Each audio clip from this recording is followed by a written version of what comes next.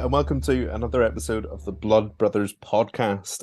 Tonight we're joined by a very special guest in the hosting chair. We've got Mr. Jonathan Whitelaw, Hello, thank you very much. Always a all the delight to be way an from the honorary blood past. brother. Yeah, you're in Canada, aren't you? I am a blood brother, frozen blood brother. I think is probably the official term. Although the weather has turned, spring has sprung here, and the snow is very very slowly retreating. He says at the time of recording, though, we're predicted to have flurries in a couple of days, and flurries in Canada are very very different flurries to the UK. Namely, they are bigger, they last longer, and it's not a flurry at all, quite frankly. So we should see where we get to. But yeah, delighted to Does it be not here. come Thank you with, very much for having me. do your flurries not come with a little spoon? No, they don't. No, they most certainly do not. A snowplow and a shovel is what they tend to come with, and a terrible sciatica on my part. But yeah, but thank you very much for having me. You're very welcome. Thank you for stepping in. And our guest tonight, we're joined by David Bishop. Hello, Hello. DV Hello. Bishop. How should we refer to you? David's fine. DV sounds slightly dubious. It was coming up with a pen name that was not going to sound like something entirely disreputable.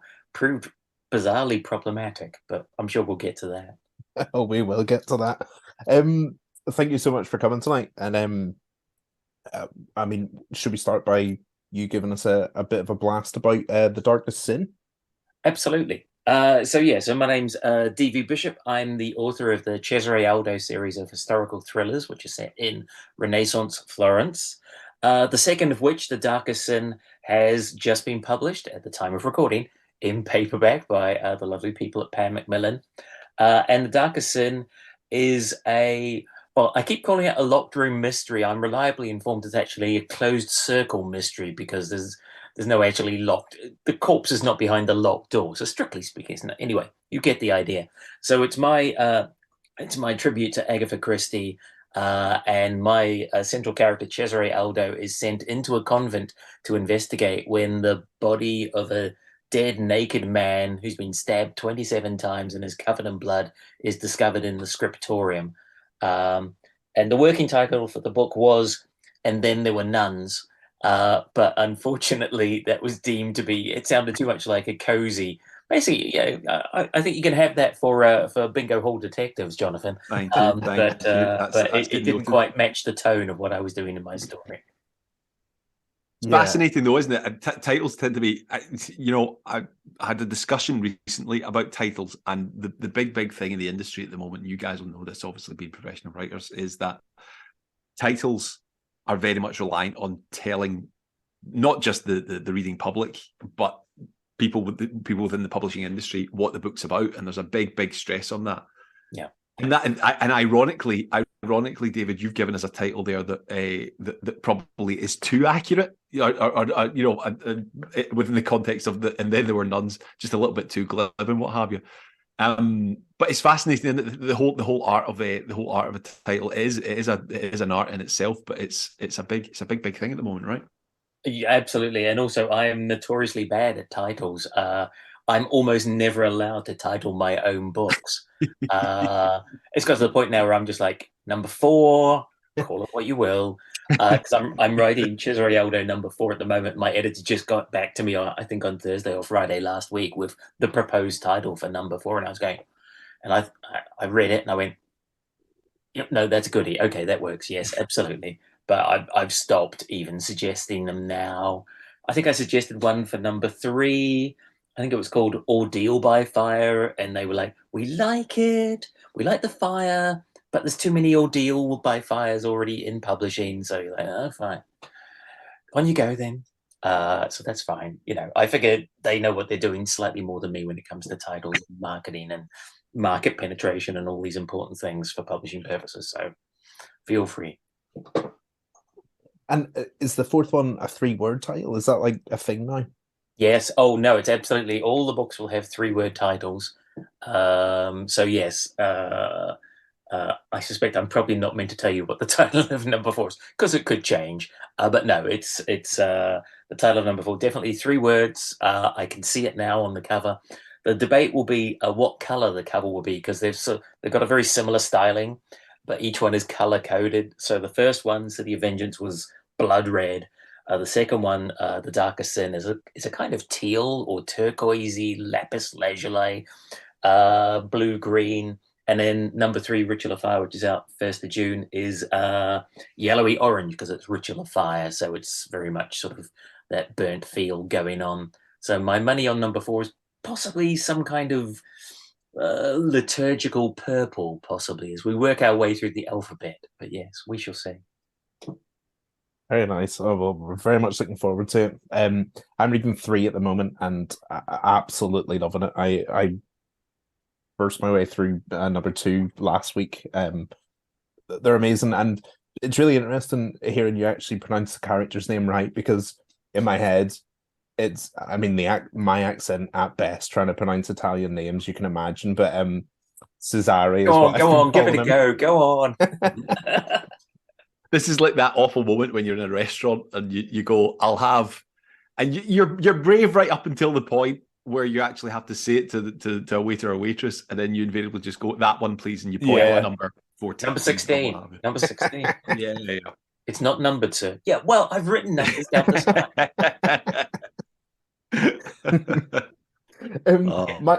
My sort of question from that then was, why, sort of a two-parter, why Florence, first of all? Florence in the Renaissance, because it's the cradle of humanism. It's the beginning of so many things that we take for granted now. I mean, admittedly, they reached back into the past to classical antiquity, and rediscovered sort of, architecture and a lot of techniques that had been lost in the Middle Ages and the Dark Ages.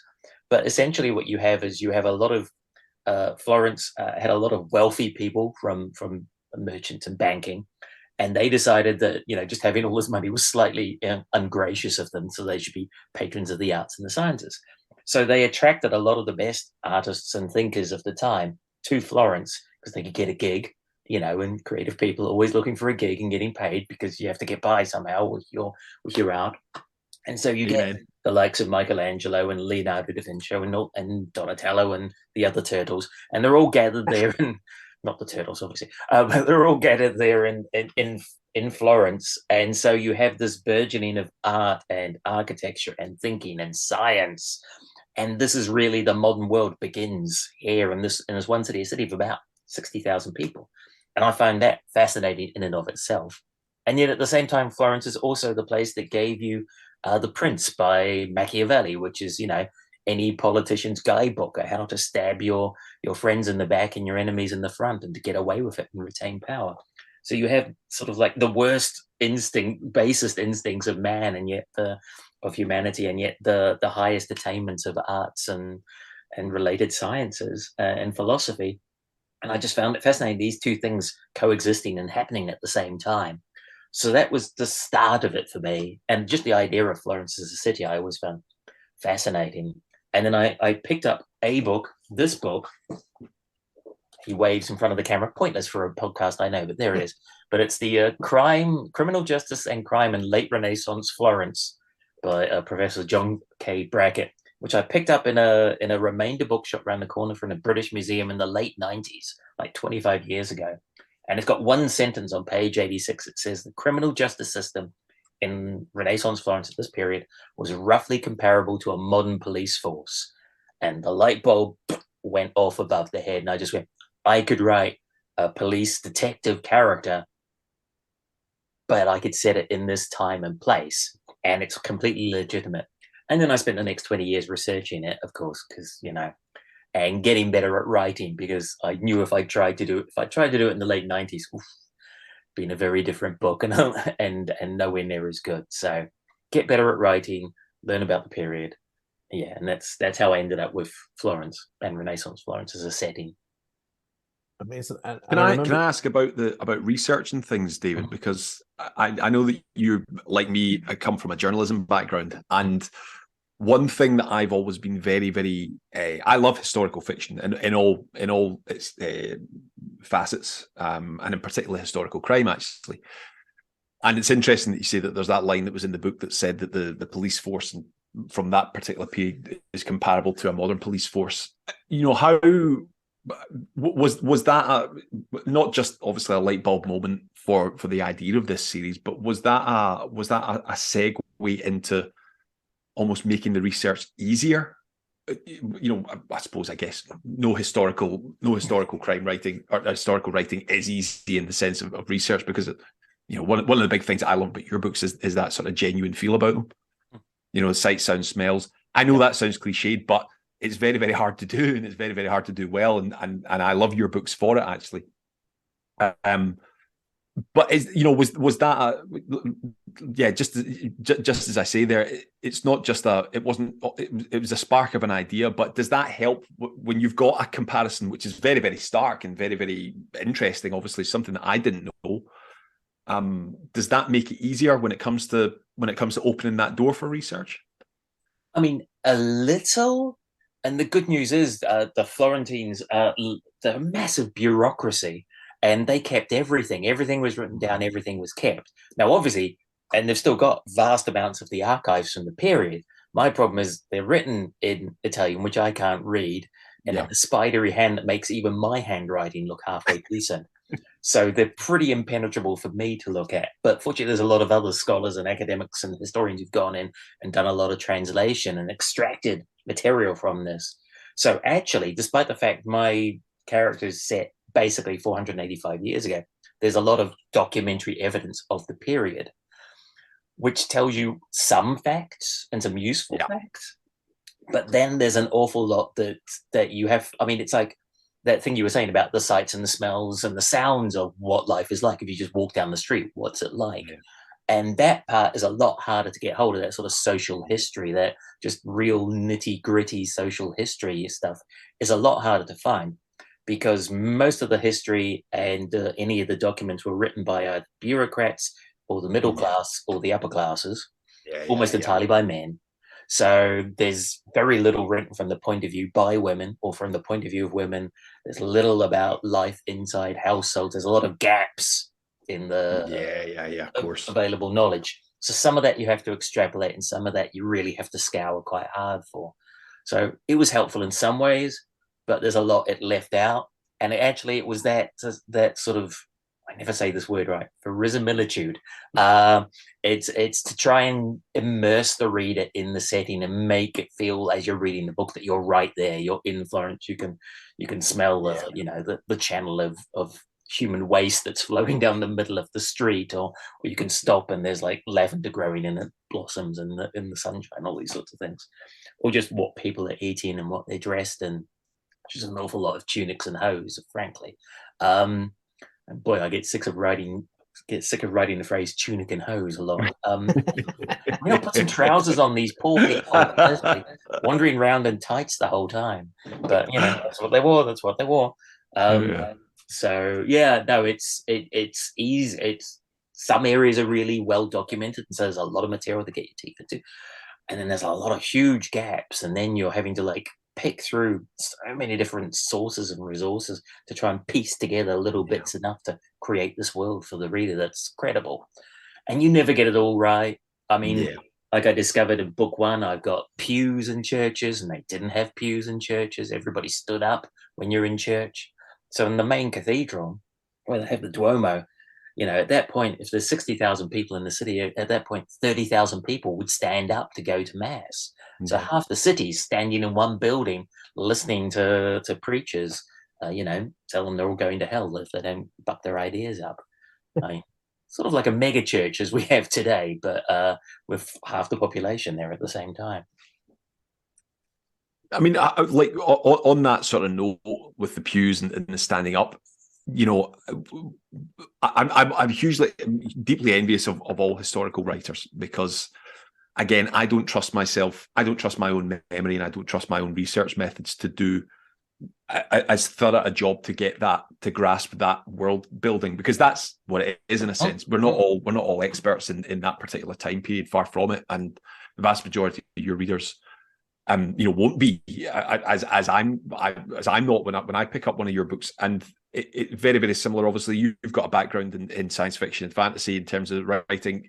Have you noticed a comparison to that? Before you answer that question, I do the other question in the sense that how much does it play in your mind as the writer in terms of, you know, remaining as historically accurate as you can be?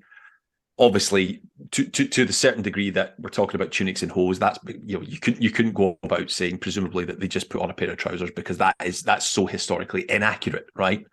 But is there a middle ground in terms of at what point do you think, right, okay, let's just move the story forward here, that might not be 100%, but at least it's ambiguous enough to work, or does that not factor in when it comes to writing historical stuff? I mean, I try and be as absolutely accurate as possible. Yeah. I try and like, if something happened. So, City of Vengeance, the first book, it's based around the conspiracy to overthrow the Duke of Florence, which is based on real events, things that actually happened. Yeah. And so I try and absolutely keep to the timetable of history. So I know, right, it's going to happen on this day, that this is when the conspiracy comes to a head. Although even then, the books disagree. 30% of the historians said it happened on Friday night, and 70% said it happened on Saturday night. I'm like, oh, come on, guys. He got murdered. Do we not know? But, no forensics. So, so assuming the historians agree, and often you'll read an account of the same event by two different historians or at different periods when it's been written, and you're like, this person's saying he's a tyrant, this person's saying he's the savior of the city. He can't be both of those things, can he? Yeah. So there's I always assumed naively that history was like completely impartial, fact, ahead fact, just the facts, man. And of course, no, it's not. It's interpretation, inevitably. So yeah, I try where possible to be historically accurate as best as I can, to the limits of my abilities and time constraints and all the rest. And then with just simple things like language, thinking, okay, well, I mean, I'll just have etymology.com will permanently be open as a tab. So I'm going, and then this character, oh, he's so, well, I can't say, could they have the word deranged? No. Okay. Right. Demented? No, not yet. And so you haven't come up with a word that will describe, has the quality that you want, but which is actually available to the characters in the period. Yeah. Oh, which can be quite frustrating at times. And then I spent a lot of time replacing modern or relatively contemporary idioms with an invented kind of historical version of an idiom. So instead of somebody being in pain in the neck, they're a stone in my shoe. Right. I was writing a scene today, and a character was telling Aldo off and say, what I wanted to type was, no, you can't jump to conclusions like this. But I went, what do you say, jump to conclusions? Yeah. So I think I've written it that no, you're leaping from one stone to another without knowing whether you can cross the river, kind of thing. I'm trying to find a way to say the same thing, but in a sort of historical style. And it's an affectation. I appreciate that, but it's the attempt. I've long since forgotten whatever the first question was, by the way. Sorry, I'd forgotten it as well. Apologies. But it's just about the world building element of historical writing, because the vast majority of readers... I mean, it absolutely is. It's absolutely the same as... So I've written a lot of science fiction tie-in books, Doctor Who and Judge Dredd and other things, and creating an historical, believable, credible historical world for the characters to move around and exist within is absolutely like world building for science fiction or fantasy. The only difference is that you've got some historical basis for which it's sources that you can work from. But then we've got physics, or else you've got a magic system, and so you still have to do that work if you're over in science fiction or fantasy. So it has all its own sets of rules and expectations. The downside of historical fiction, of course, is that people expect you to abide by history. You can't just make stuff up and say, they can do this here. They have faster than light travel transporters, or they can bring people back from the dead with a waggle of their wand, or whatever it is you're going to do. Yeah. So if anything, it's a slightly, the constraint is more demanding. But yeah, you still get to be inventive and have fun with it. And you still get to choose where you set things, and you decide how accurate you're going to be. Is it going to be Shakespearean, prithee thee, sir, I forsooth thee, whatever, blah, blah dialogue? Or you're going to have people speak in a relatively, something that's accessible for modern readers without being, them calling each other teenagers or something. It's absolutely fascinating. It really is. Yeah. And it's a proper, it's one of those proper spider diagrams, right? Where you start off with one particular subject and it just branches off, and suddenly you're 3, 4, 5, 6, 7 steps away from where you started. Yeah. Absolutely brilliant. Well, yeah. And it's like I've got a long list of things I want to write Aldo books about. One of which is, art, the great artists of the period. I mean, by my period, Da Vinci's dead, Michelangelo's away, and he's not coming back to Florence before he dies. So it's going to be other artists, later artists.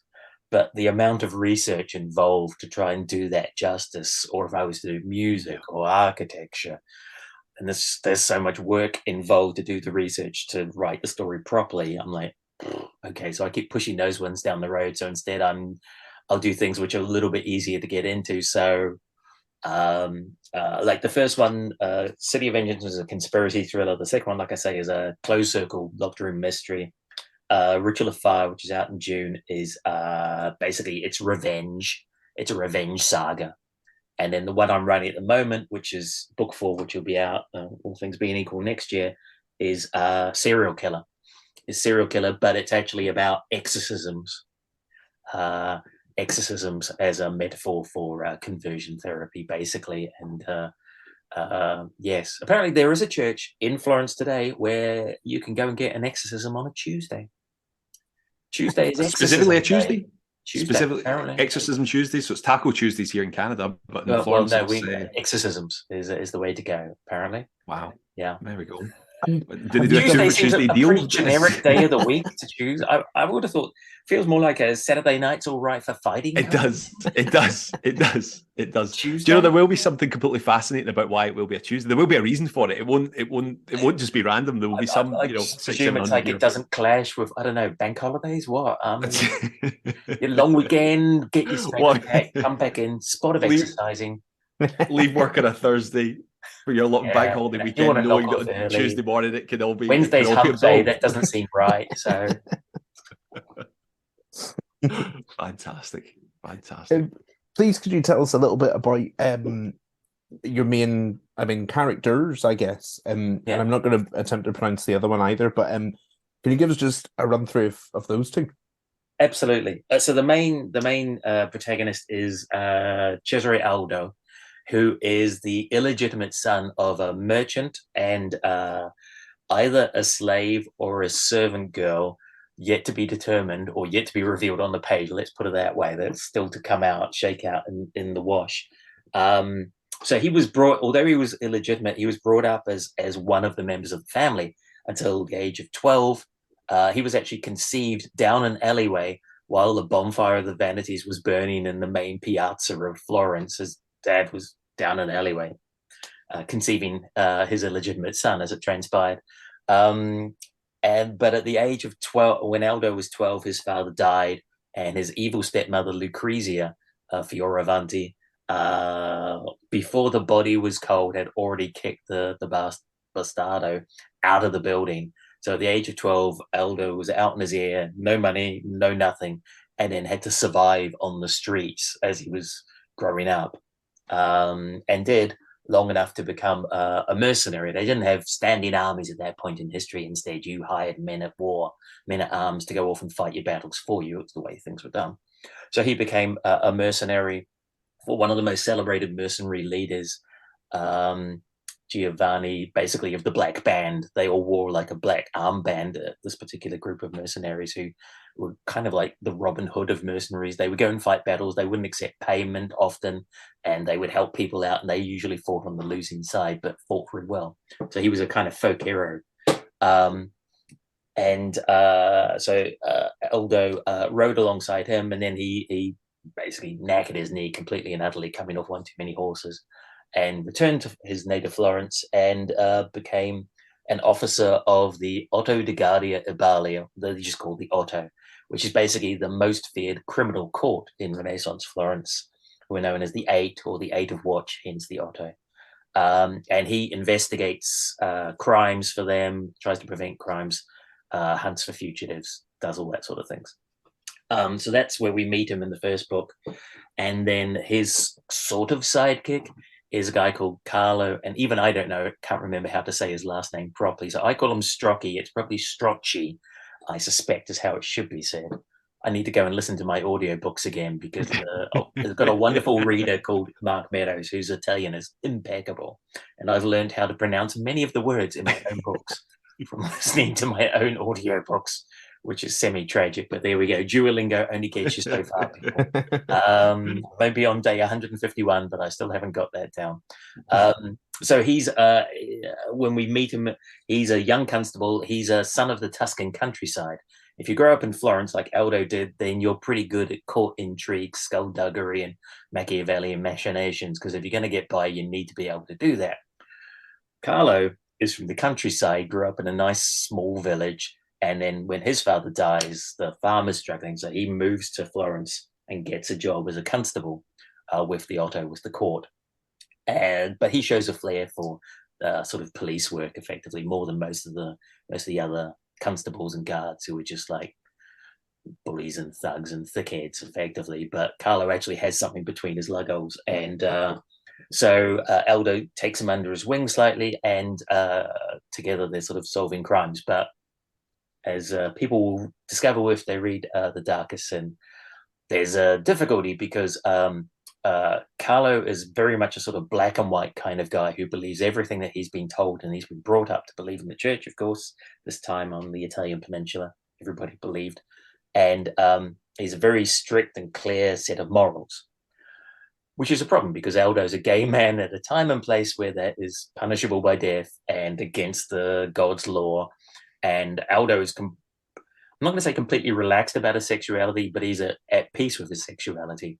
Aldo's problem is he struggles to trust people, because if anybody discovers who he truly is, that could be death to him, effectively.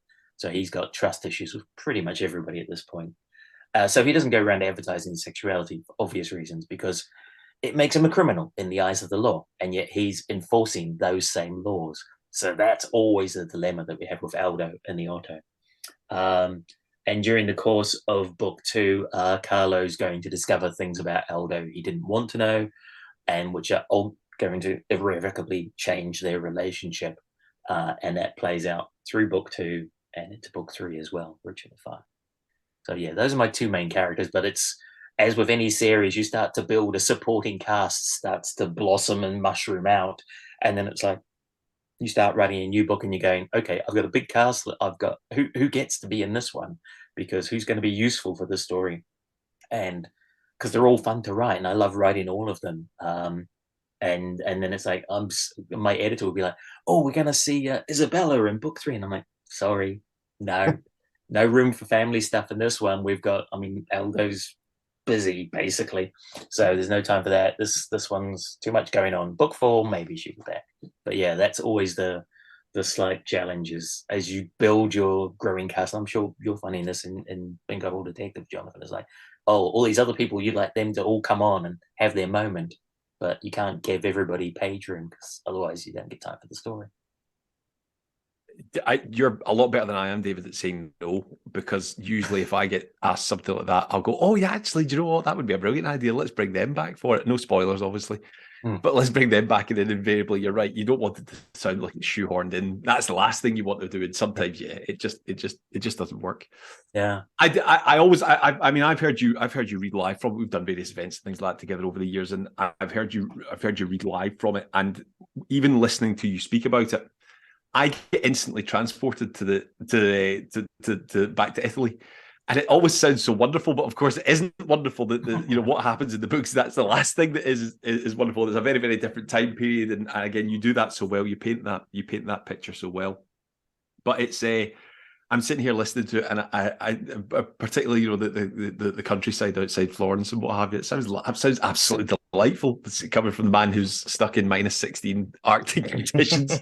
For 6-7 months of the year, but it's you'll love book 3. It's set during a heat wave in summer. Even better. And lovely. What if you were a rich person in Florence? What you of course did, because Florence in July and August, even now, is pretty unlivable. Unless you've got the best air conditioning in the world, the humidity and the heat is just like you're dripping with sweat constantly, and you're not going to sleep. So the rich merchants and their families, they just went to their villas out in the countryside. They went to their Tuscan estates up in the hills with lovely breezes, and they could look back over the cypress trees, waving in the breeze, and the olive groves and the vineyards where they made their own wine, and then look back at Florence in the distance along the Arno Valley. Yeah, gorgeous. Absolutely. Somebody sets your building on fire, which happens. There's always one, right? That's just murder for you. Is that something that, obviously, one big staple of crime writing in particular is setting, and over the years we've had countless crime writers who've made the setting, whether it's a city, whether it's a country, whether it's a mixture of both. The classic is the setting becomes as important a character to the novel, or it's important to the novel and important to the plot as a character does.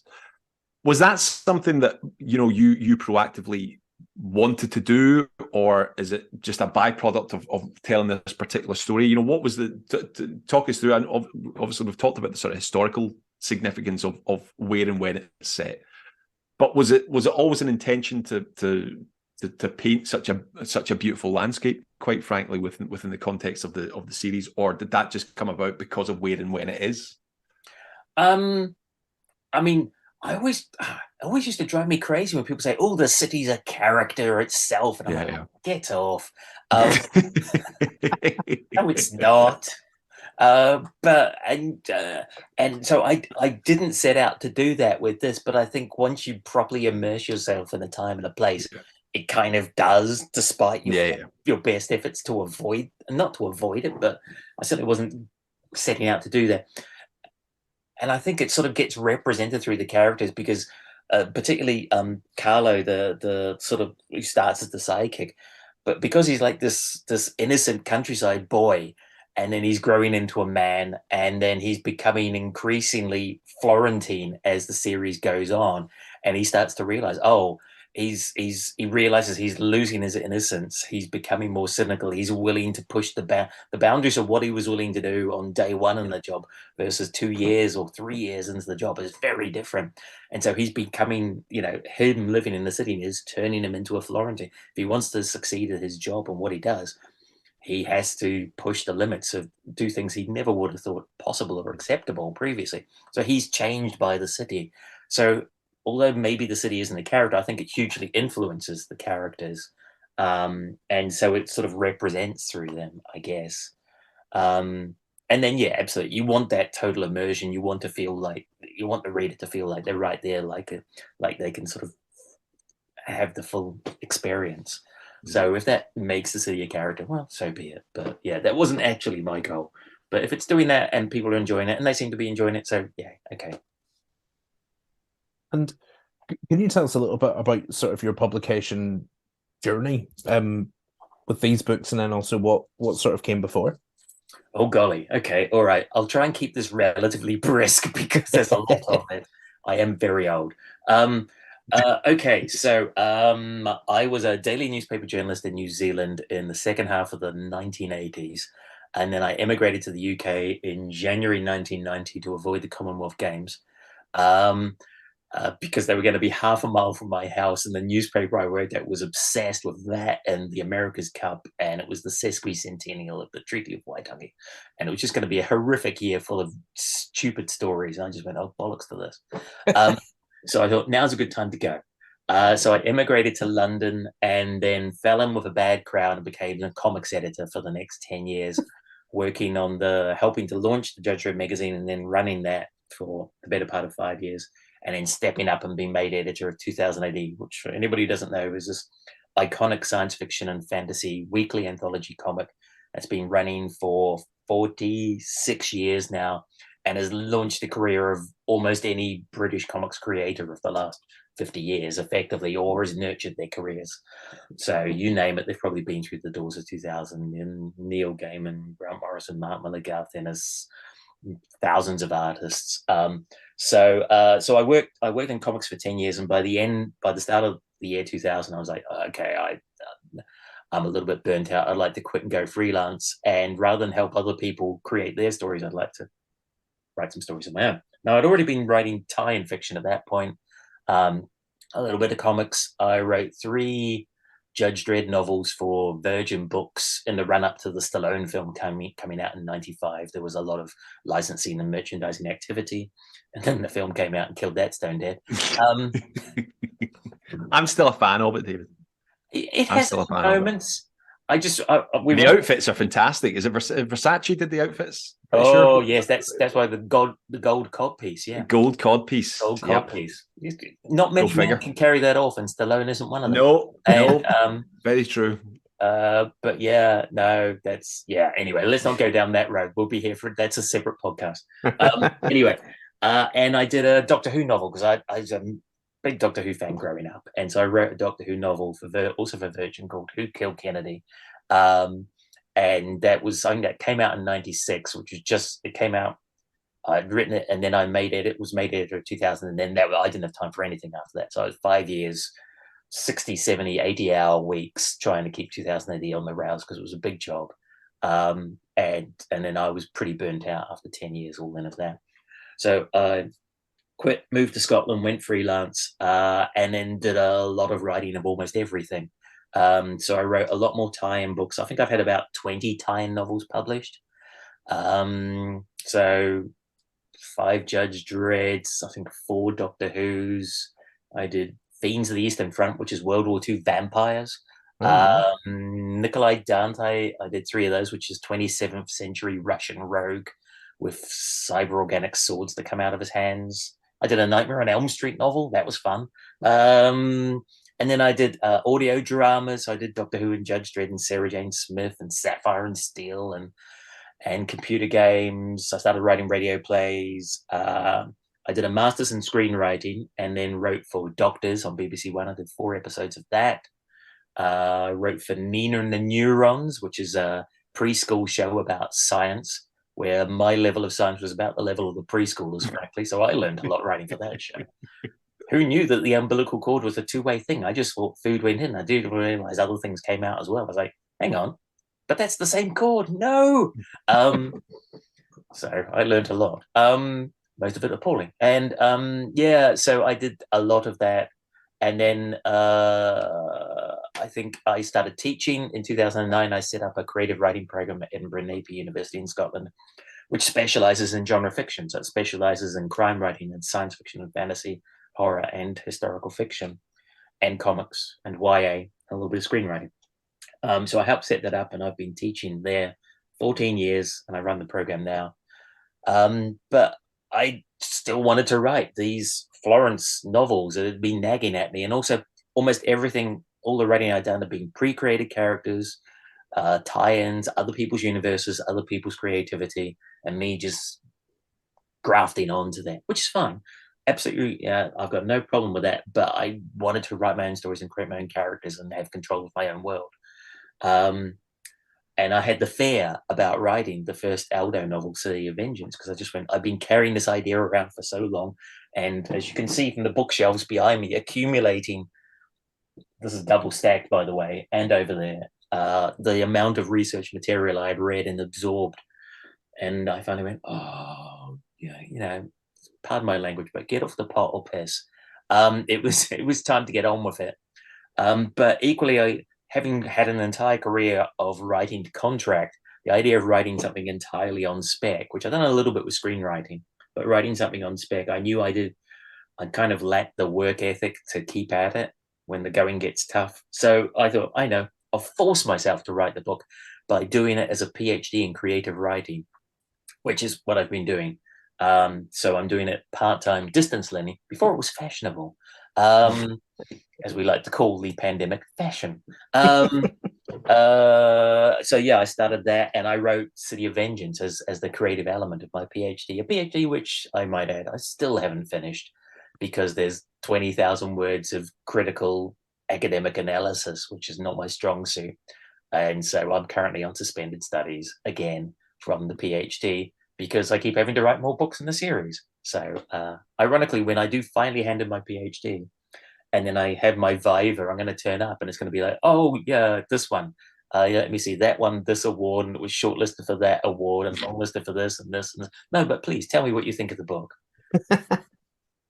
The joy of the PhD was it gave me feedback, it gave me guidance, and it gave me deadlines. It's like you're paying somebody to, because I'm self-funding my PhD, so I'm paying somebody to give me supervision. So you better hurry up and write that bloody word vision.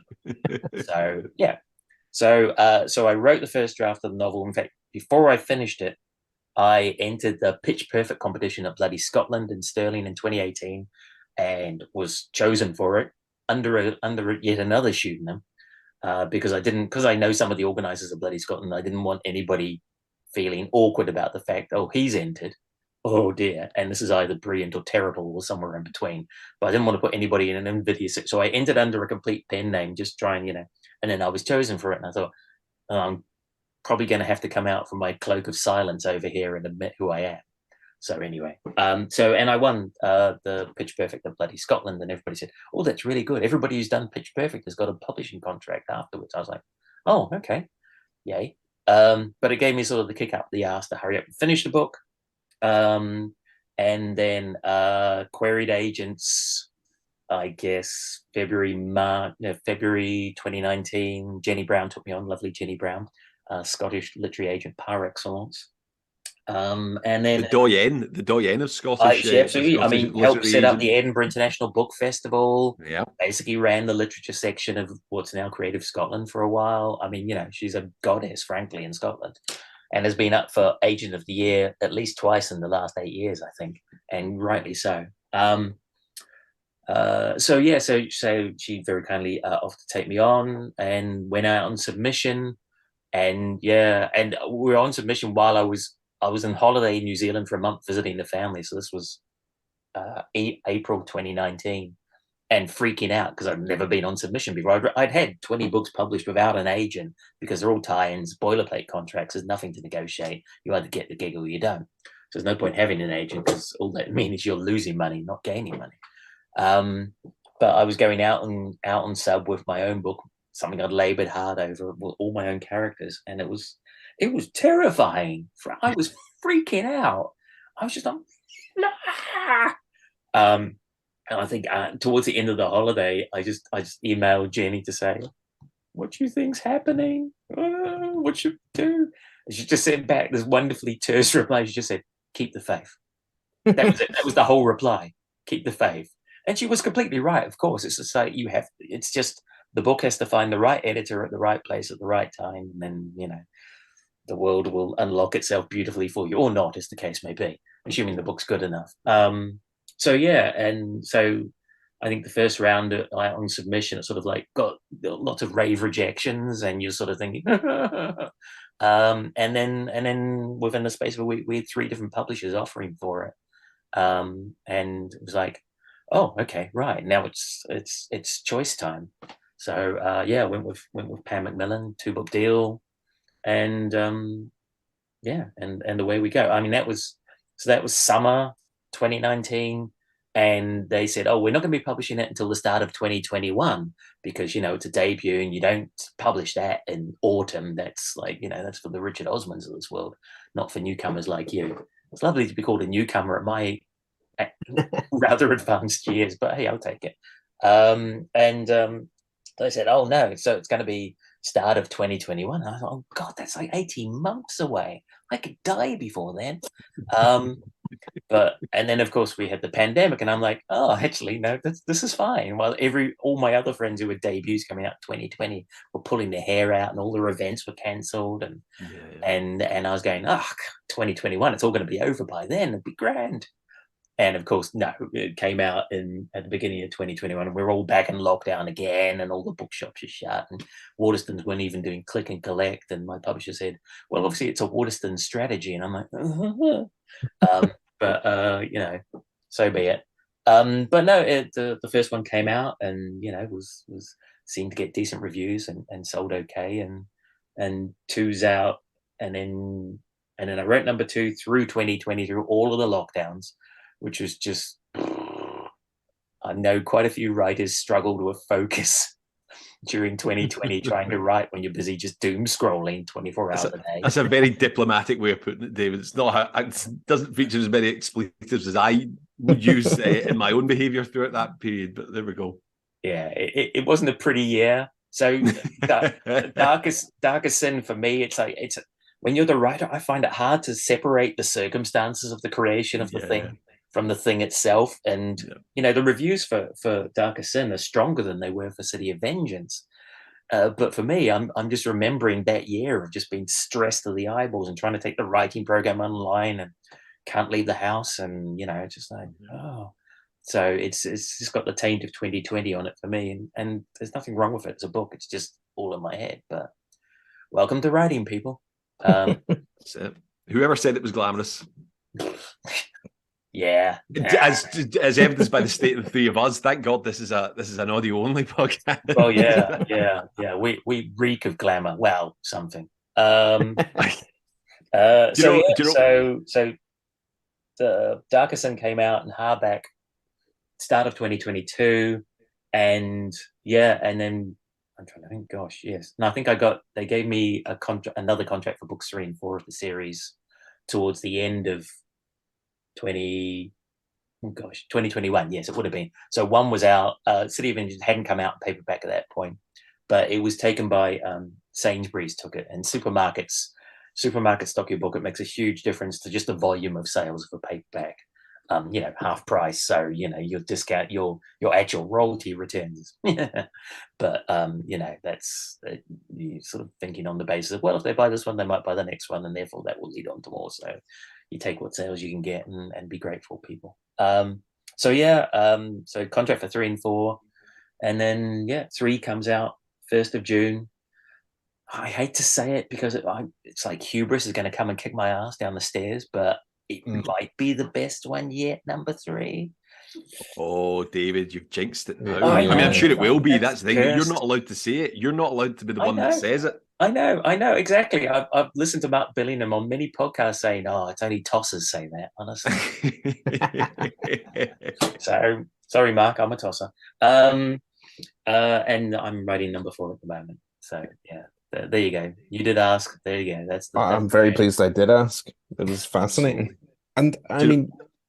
No, so just a bit of personal trivia, David. I think I brought this up with you before, but you mentioned your Doctor Who book, Who Killed Kennedy, and I remember, and I'm not meaning to date either of us, quite frankly, but I remember going into W.H. Smith and would have been Borders back then, or Ottakers, the bookshops for those of you of a certain vintage will remember in the high street that are sadly no longer with us. But I remember seeing the cover for it because I was a big Doctor Who fan, and of course I grew up in the 1990s when it wasn't on TV and had missed all of that, and so loved the books, loved the Virgin New Adventures and the Missing Adventures, and I always remember being really, really intimidated by that cover for Who Killed Kennedy, because it's so different to all the other Missing Adventures and Virgin New Adventures, because I was absolutely fascinated by that stuff. And I think I said this to you, it was probably a few years ago now that I mentioned it to you, and I didn't know that you were the author of that particular book, and it was a bit of a thrill for me, and it still is a thrill. So there you go. I'm glad I got that out there. Oh, I'm very proud of that book. Except I've always hated the ending, so I rewrote the ending or added new chapters to the end, and it's public. It's available to download free from the New Zealand Doctor Who fan website if anybody wants to. Because I just like the ending always. The book's great, but the original ending was just like, nobody could think of a good ending for it, so we just sort of stopped it. Anyway, I would highly recommend. It's currently on Amazon for £1,000. Worth every penny. Worth every penny. Worth every penny. Believe me. Yeah. I mean, like I wrote a novel. I wrote 2 Warhammer novels. And the first one, which is the good one, I don't seem to have a copy of it in the house anywhere, which is really irritating because that's like £100 on secondhand if you can find a copy. And I'm like, oh. And they're not again. Welcome to the glamorous life of professional writing, where you have to pay £100 for your own book. Yeah, well, or in the case of the book I wrote about the films of Michael Caine, that I spent more money than my advance on the research materials. And it did not sell, and currently retails for 1 penny. Oh man! Again, really irritating. A snip. Yeah, and I watched 80 Michael Caine films twice to write that book.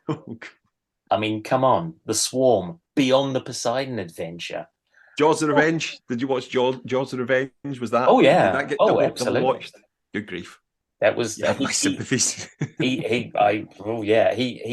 missed out on getting his first Oscar in person because he was busy filming Jaws of Revenge. Oh man. Well, there we He go. won Hey, the best supporting actor for Hannah and Her Sisters. No difference really between Hannah and her sisters and Jaws of Revenge. Jaws of Revenge. not in principle anyway. I'm ridiculous. Oh man. Yes. In The fact, 80s were a hell of a drug. I'm trying to defend my criminal mastermind title at Crime Fest in Bristol in May.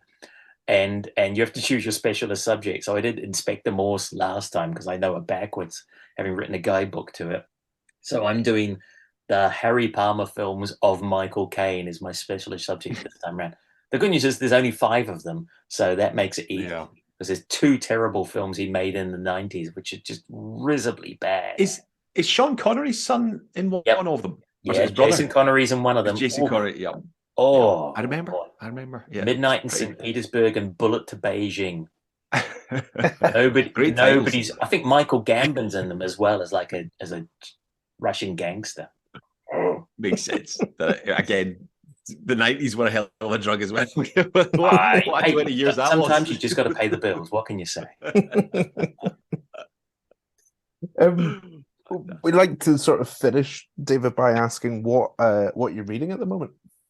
Oh, okay. I had just finished.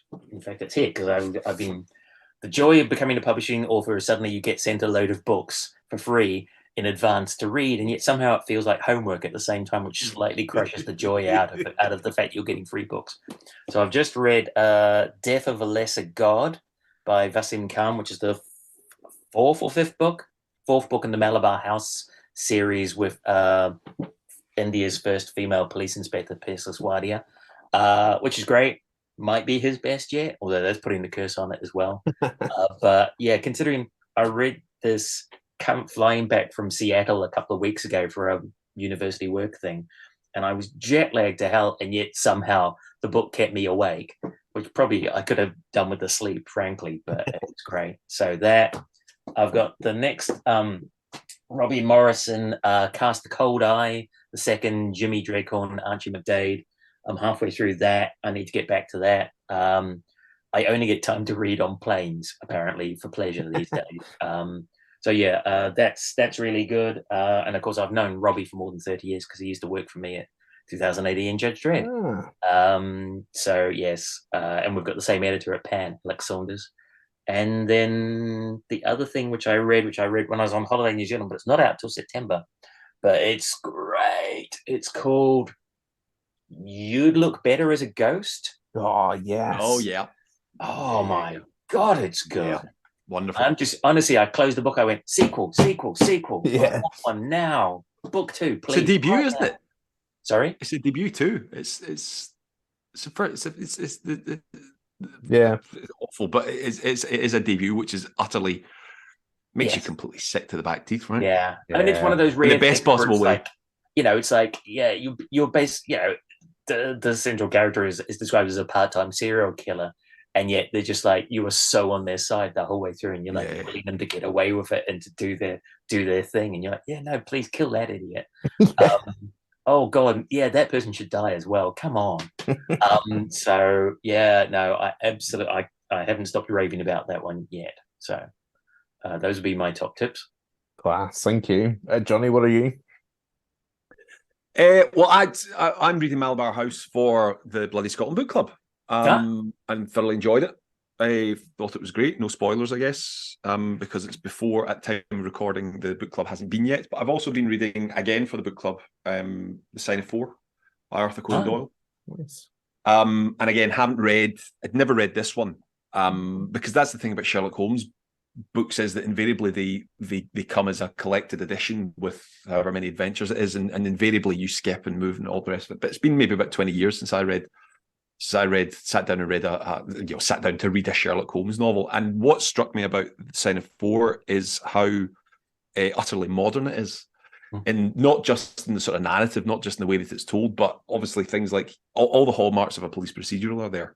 right? It's, you know, the Holmes, obviously, that's the strange thing I think about Sherlock Holmes, is that there's so many portrayals and so many adaptations of the work, and obviously so many versions that you can buy of the work, that you do almost forget about the source material and how modern it is. Because I think it's like 110, 120 years old, that story, and well, if not older, actually. I can't remember off the top of my head, but it's remarkable. Yeah, it's remarkable how absolutely modern it is, and it's in the way that it tells the story, in the elements that are still being used today in modern contemporary police procedurals. It's yeah, very special. Thoroughly enjoying it. Excellent. I forgot to say the name of the author. You'd Look Better as a Ghost is Joanna Wallace. It's a big shout out for Joanna Wallace. You're unfeasibly Absolutely. talented, and we all secretly hate you. Yes, some not so secretly. Not at all. Not at all. Well, thank you so much for your time tonight. It's been great, and hearing all about your story. So thank you very much. And great to get a pronunciation. Now I can go forward and read it as it was meant to be. Oh, good. When in doubt, I just go and listen to the audio sample on a popular Big River website of your site. That'll usually solve the problem for you. So listeners, Darkest Sin is out in paperback now, and Ritual of Fire is out on the 1st of June. Yes, pre-order now from your local independent bookseller. Yes, please do. Yeah, like I said, I'm about a third into it, and really just loving warming it. up, honestly. Yeah. Oh, bonus question. One last bonus question. I don't think I'm spoiling anything because it's right at the start. Arm chopped off for thievery. Is that a thing? Yeah. In prison, if you chopped somebody, if you broke the rules in prison, they had various punishments. In Listinke, which is like the most unlikely name for a prison ever, but apparently that's how it's pronounced. Because I've been calling it Listinch for years, and then I hear the audiobook. No, it's Listinke. Really? Okay. So yeah, no, that's straight out of Criminal Justice and Crime, blah blah blah. So yeah, that's straight out of there, because it's got a whole section about the prison system in it, which is really cool. So yes, no, if you were a thief in prison, if they wanted to, they would chop your arm off, or yes, all sorts of things they used to do to people. The good old days. And what way to end? Thank you so much for your time, and yes, listeners, do go pre-order and buy, because you will not be disappointed. And thank you for listening, and we will see you again, or hear you again, or you will hear us again next week. Thank you, and bye-bye.